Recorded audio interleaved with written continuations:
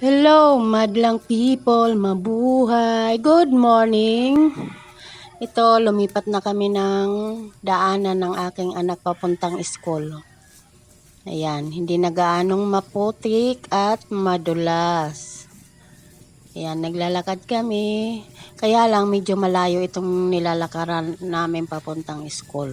Hindi katulad doon sa maputik na shortcut namin. Kaya dito na lang kami kasi kalsada siya. Yan, dito na kami sa may hagdanan. Itong hagdanan na ito ay matarik, mataas. 40 hakbang ito.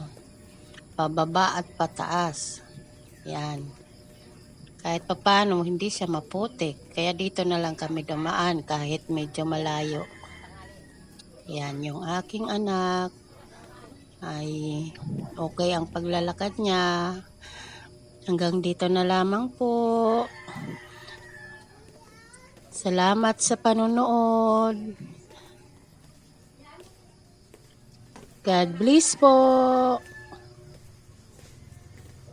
Bye-bye.